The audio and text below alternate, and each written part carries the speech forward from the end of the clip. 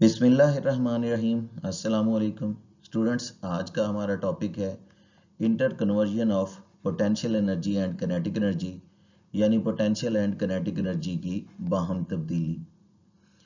इस टॉपिक में हम लोग ये ऑब्जर्व करेंगे, ये सीखेंगे कि किस तरह से एक फ्री फॉलिंग बॉडी की पोटेंशियल एनर्जी काइनेटिक एनर्जी में चेंज होती है। लेकिन साथ ही साथ आप लोगों को ये भी बताया जाएगा कि पोटेंशियल और काइनेटिक एनर्जी का सम हमेशा कांस्टेंट रहता है, यानी एनर्जी कंजर्व रहती है। सो स्टार्ट करते हैं अपना topic, inter conversion of potential energy and kinetic energy. First of all, let's say we have a body of mass m which is at rest at height h above the surface of earth। कि हमारे पास एक body है, कोई एक object है जिसकी मास m है और वो सरफेस ऑफ अर्थ से हाइट h पर मौजूद है और रेस्ट पर है। तो जब वो पॉइंट ए पर रेस्ट पर है, हाइट h पर, और पॉइंट ए पर रेस्ट पर है, तो यहाँ पर हम उसकी पोटेंशियल और काइनेटिक एनर्जी की कैलकुलेशंस करते हैं। जब वो पॉइंट ए पर है तो चूंकि हाइट h पर है तो पोटेंशियल एनर्जी तो होगी mgh। यहाँ पर इसकी हाइट h है तो पोटेंशियल एनर्जी तो होगी mgh। अब यहाँ पर काइनेटिक एनर्जी भी फाइंड आउट करते हैं। काइनेटिक एनर्जी का फार्मूला होता है 1/2 mv²। क्योंकि हम पॉइंट ए पर कैलकुलेशन कर रहे हैं तो 1/2 mva² कहेंगे। रेस्ट पर है जैसा कि कहा जा रहा है, तो वहां पर वेलोसिटी तो जीरो होगी, पॉइंट ए की वेलोसिटी जीरो है, और जैसे ही आपने वेलोसिटी जीरो पुट करनी है तो हमारी वेलोसिटी जीरो पुट करते ही ये सारा फैक्टर जीरो हो जाएगा, यानी काइनेटिक एनर्जी जीरो आएगी। तो पोटेंशियल एनर्जी mgh हो गई, काइनेटिक एनर्जी जीरो हो गई। तो अगर टोटल एनर्जी पॉइंट ए पर फाइंड आउट करें तो वो potential energy plus kinetic energy होती है। क्योंकि काइनेटिक एनर्जी जीरो है तो इट मीन्स कि टोटल एनर्जी हमारी पोटेंशियल एनर्जी ही है और वो mgh है। ये हम लोगों ने इस तरह से कैलकुलेशन कर ली है पॉइंट ए पर। अब बॉडी को फ्री फॉल करने देंगे और बॉडी पॉइंट बी तक पहुंचेगी, वहां पर भी हम लोग ऐसे ही पोटेंशियल और काइनेटिक एनर्जी जो है वो फाइंड आउट करेंगे। अब बॉडी हमारे पास पॉइंट बी पर आ चुकी है। जब बॉडी पॉइंट बी पर आ जाएगी तो पॉइंट बी पर हमारे पास पोटेंशियल और काइनेटिक एनर्जी की क्या सिचुएशंस होंगी। फर्स्ट ऑफ ऑल तो बच्चों, जब आप पॉइंट बी पर आ गए हैं तो चूंकि हाइट डिक्रीज होगी और पोटेंशियल एनर्जी हाइट पे ही डिपेंड करती होती है। पोटेंशियल एनर्जी mgh बताई थी आपको पॉइंट ए पर, लेकिन अब हाइट h नहीं रह गई। क्योंकि ये x डिस्टेंस कवर कर रही है तो h में से x माइनस कर दें। लेट्स से कि अगर जिस तरह से ये 10 मीटर हो तो ये 4 मीटर कवर हो जाए, तो 10 में से ये 4 माइनस हो तो 10 माइनस 4, 10 माइनस 4, ये 10 टोटल हो, ये 4 हो, तो 10 माइनस 4 यानी 6 मीटर हाइट रह जाएगी। तो h टोटल है, उसमें से x माइनस कर दें तो रिमेनिंग हाइट जो है ना वो h माइनस एक्स, ये remaining height h minus x होगी। और पोटेंशियल एनर्जी चूंकि हाइट पे डिपेंड करती है तो इस हाइट पे डिपेंड करेगी, और ये हाइट है h माइनस एक्स। तो at point B potential energy हो गई mgh माइनस एक्स। लेकिन पॉइंट बी पर काइनेटिक एनर्जी भी हमें फाइंड आउट करनी है, तो काइनेटिक एनर्जी होती है 1/2 mvb²। 1/2 mv² होती है ना, तो पॉइंट बी के लिए vb² कहेंगे। लेकिन यहाँ पर vb हमें फाइंड आउट करना पड़ेगा इस फ्रीली फॉलिंग ऑब्जेक्ट के लिए। देखिए, जब बॉडी ने स्टार्ट किया था पॉइंट ए पर तो उसकी इनिशियल वेलोसिटी जीरो थी। जब वो पॉइंट ए से बी तक आ चुकी है तो उसकी फाइनल वेलोसिटी vb होगी। vf is equal to vb, वही हमें फाइंड आउट करनी है पॉइंट बी पर उसकी वेलोसिटी। किसी भी फ्रीली फॉलिंग बॉडी के लिए a is equal to g होता है, और जो डिस्टेंस कवर किया है इसने a से b तक जो डिस्टेंस कवर हुआ है फ्री फॉल करते हुए वो x है, तो s is equal to x होगा।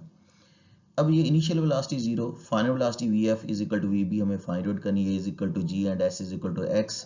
ये सारा डाटा जो है ये थर्ड इक्वेशन ऑफ मोशन का है, तो वो हम अप्लाई करते हैं vb को फाइंड आउट करने के लिए। तो 2as is equal to vf² minus vi²। a की जगह g लिख सकते हैं तो 2gx, s की जगह हम लोग x लिखेंगे, तो 2gx is equal to vf की जगह vb लिख दिया, तो 2gx is equal to vb² minus vi zero है तो जीरो का स्क्वायर, यानी ये तमाम वैल्यूज यहाँ सब्सिट्यूट कर दी गई हैं। 2a की जगह g, s की जगह x, vf की जगह vb, उसका स्क्वायर तो स्क्वायर किया, vi की जगह जीरो, तो vb² हमारे पास इक्वल हो गया 2gx के। अगर हमने वेलोसिटी फाइंड आउट कर ली है तो अब हम काइनेटिक एनर्जी भी फाइंड आउट कर सकते हैं। काइनेटिक एनर्जी 1/2 mvb² थी ना, तो vb की वैल्यू चूंकि नहीं थी वो फाइंड आउट कर लिया, पुट कर देते हैं। तो काइनेटिक एनर्जी होगी 1/2 mvb² की जगह लिख देंगे 2gx। स्केयर मजीद ना कीजिएगा, क्योंकि वीबी स्केयर की वैल्यू है तो 2gx पुट करें, 2 से 2 कैंसिल होगा तो mgx आ जाएगी। अब हमारे पास जो टोटल एनर्जी होगी, अगेन वही बात कि potential energy plus kinetic energy के सम की इक्वल होगी। पोटेंशियल एनर्जी जो कि हाइट डिपेंडेंट थी वो हमने फाइंड आउट कर ली थी, हाइट h माइनस एक्स थी, तो वो है हमारे पास mgh minus x. Kinetic energy भी हम फाइंड आउट कर चुके हैं पॉइंट बी पर, वो mgx है। इसको मल्टीप्लाई करें अंदर, mgh हो जाएगा minus mgx plus mgx kinetic energy, ये दोनों factor mgx and plus mgx and minus mgx cancel होंगे, टोटल एनर्जी mgh आ जाएगी। तो इस तरह से हम लोगों ने पॉइंट बी पर भी पोटेंशियल और काइनेटिक एनर्जी फाइंड आउट की और उनकी टोटल एनर्जी भी पॉइंट बी पर हमने फाइंड आउट कर ली है। अब हम आते हैं पॉइंट सी पर। पॉइंट सी जो है just before touching the ground, जमीन को टच करने से जरा पहले का है।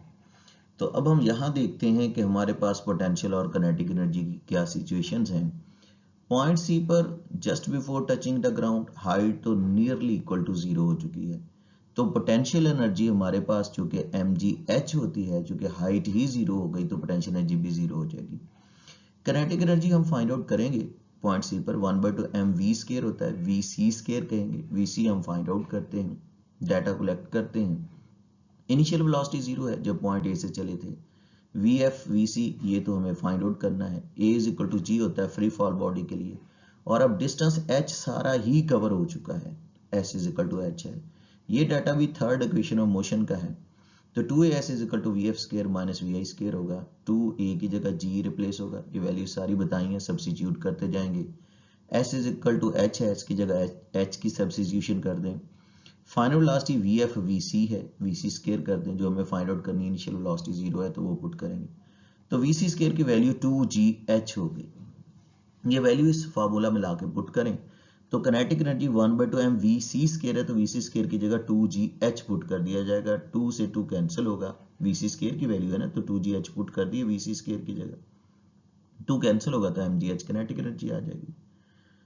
अब टोटल एनर्जी हमें फाइंड आउट करनी है, तो वो पोटेंशियल और काइनेटिक एनर्जी का सम है। अब पोटेंशियल एनर्जी हमारे पास पॉइंट सी पर 0 हो चुकी है, सिर्फ काइनेटिक एनर्जी ही है, तो total energy only kinetic energy है, लेकिन टोटल एनर्जी जो ओनली काइनेटिक एनर्जी है उसका आंसर भी हमारे पास mgh ही आया हुआ है। ये पॉइंट सी पर टोटल एनर्जी mgh है। बच्चों तीनों पॉइंट्स की कैलकुलेशन मैंने आप लोगों को समझा दी है। अब हम देखते हैं कि इन तीनों कैलकुलेशन से हमारे पास रिजल्ट क्या निकला। अब जरा गौर करें कि जो हमारे पास पॉइंट सी पर टोटल एनर्जी है वो काइनेटिक एनर्जी है, लेकिन ये पॉइंट सी पर जो टोटल एनर्जी जिसको हम काइनेटिक एनर्जी कह रहे हैं, इसकी वैल्यू उतनी है जितनी पॉइंट ए पर पोटेंशियल एनर्जी थी। यानी पॉइंट सी पर हमारे पास टोटल काइनेटिक एनर्जी उतनी है जितनी पॉइंट ए पर हमारे पास टोटल पोटेंशियल एनर्जी थी। इसका मतलब तो साफ जाहिर है कि जब बॉडी ने फ्री फॉल किया है तो आहिस्ता आहिस्ता पोटेंशियल एनर्जी कम होती गई और काइनेटिक एनर्जी में कन्वर्ट होती गई। स्टार्ट में टोटल है ही पोटेंशियल एनर्जी थी, वहां काइनेटिक एनर्जी नहीं थी, लेकिन जब उसने फ्री फॉल करना शुरू किया तो पोटेंशियल एनर्जी तो कम होती गई, काइनेटिक एनर्जी बढ़ती गई, हत्ता कि जमीन को टच करने से जरा पहले पोटेंशियल एनर्जी खत्म हो गई और सारी काइनेटिक एनर्जी में कन्वर्ट हो गई। यानी वो total potential energy kinetic energy में कन्वर्ट हो चुकी है। इट मींस कि पोटेंशियल एनर्जी कम होती रही, काइनेटिक एनर्जी बढ़ती रही, यानी loss of potential energy gain in kinetic energy का बायस बनता रहा। एक्चुअली होता यह है कि जब बॉडी फ्री फॉल करती है तो हाइट कम होती है, जैसे जैसे हाइट कम होती है तो पोटेंशियल एनर्जी तो कम होती जाती है, लेकिन गिरते हुए चूंकि बॉडी एक्सेलरेट करती है under the action of gravity, तो हाइट कम होने से पोटेंशियल एनर्जी तो खैर कम होती जाएगी, लेकिन चूंकि एक्सेलरेट कर रही होती है under the action of gravity तो काइनेटिक एनर्जी बढ़ती जाती है, हत्ता कि टच करने से पहले हाइट खत्म होने से पोटेंशियल एनर्जी तो खत्म हो जाती है, लेकिन चूंकि एक्सेलरेट कर चुकी होती है, बहुत ज्यादा स्पीड गेन कर चुकी होती है, तो वो सारी पोटेंशियल एनर्जी उसकी काइनेटिक एनर्जी में कन्वर्ट हो जाती है। यानी जितना पोटेंशियल एनर्जी का लॉस होता है वो सारे का सारा गेन इन काइनेटिक एनर्जी में कन्वर्ट हो जाता है।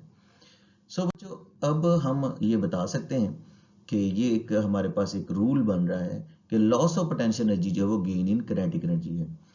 यानी एक तो हमें ये पता चला कि एनर्जी कंजर्व रहती है, क्योंकि एक अगर कम हो रही है तो दूसरी बढ़ रही है, टोटल भी हर जगह सेम ही आता रहा, टोटल आंसर तो mgh ही आता रहा, लेकिन अगर एक एनर्जी कम होती है तो दूसरी बढ़ जाती है, यानी एनर्जी क्रिएट या डिस्ट्रॉय नहीं होती बल्कि एक से दूसरी फॉर्म में कन्वर्ट होती है। Potential energy free fall body के लिए किनेटिक एनर्जी में कन्वर्ट होती है, तो loss of potential energy gain in kinetic energy के इक्वल होता है।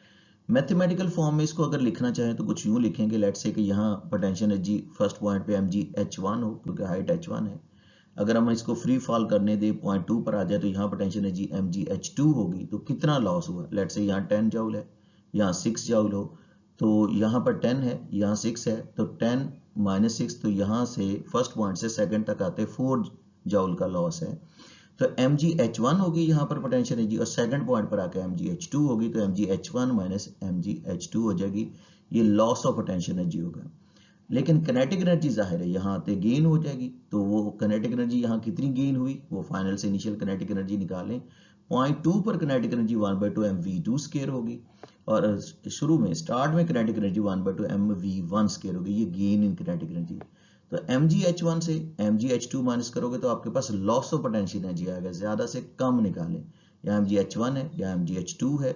mgh1 से जिस तरह मैंने बताया 10 जूल है, अगर या 6 जूल है तो आपको पता चलेगा कि कितना लॉस हुआ।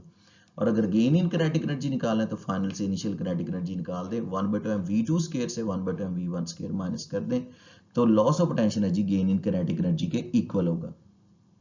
इसमें से mg कॉमन हो रहा है, mgh1 माइनस h2 हो जाएगा, 1/2 m कॉमन करेंगे तो v2 square minus v1 square होगा। बच्चों ये आप लोगों को जो कैलकुलेशन समझाई गई है, इसमें एयर फ्रिक्शन को कंसिडर नहीं किया गया। एक्चुअली एयर फ्रिक्शन का भी बड़ा अहम रोल है। जब कोई बॉडी फ्री फॉल करती है तो उसका जो पोटेंशियल एनर्जी का लॉस होता है वो गेन इन किनेटिक एनर्जी के इक्वल तो होता है, लेकिन वो in the absence of air friction होता है। अगर एयर फ्रिक्शन हो तो जो पोटेंशियल एनर्जी का लॉस है वो सारा किनेटिक एनर्जी में कन्वर्ट नहीं होता।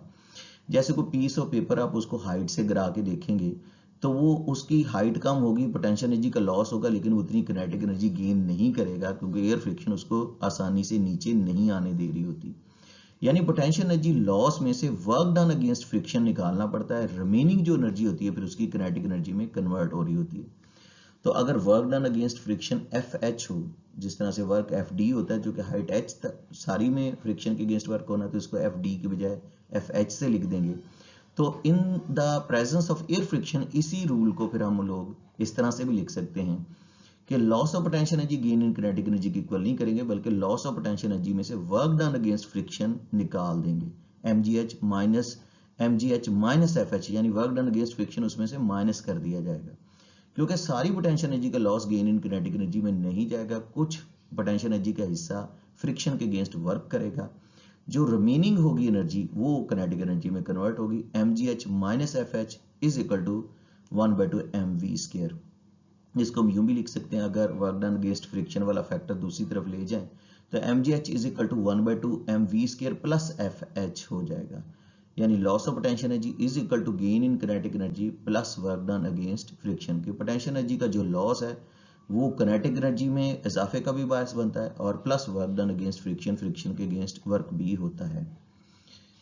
सो बच्चों ये था हमारा आज का लेक्चर, और ये था inter conversion of potential energy and kinetic energy. जैसे मैंने आपको बताया था कि इसमें हमारा टास्क ये है, एक तो पोटेंशियल एनर्जी को किनेटिक एनर्जी में कन्वर्ट करना हम लोग सीखेंगे कि कन्वर्ट हो रही है, और दूसरा हम ये भी देखेंगे कि हम लोगों ने हर जगह कैलकुलेशन की, पॉइंट A, B और C पर, तो टोटल एनर्जी कंजर्व रही, यानी कि पोटेंशियल किनेटिक एनर्जी का सम कांस्टेंट रहा, तो इसका मतलब है कि एनर्जी हमेशा कांस्टेंट रहती है, कंजर्व रहती है। इन केस ऑफ कन्फ्यूजन इसको आप मजीद डिस्कस कर सकते हैं। अल्लाह आपका हामी नासिर हो। अल्लाह हाफिज़।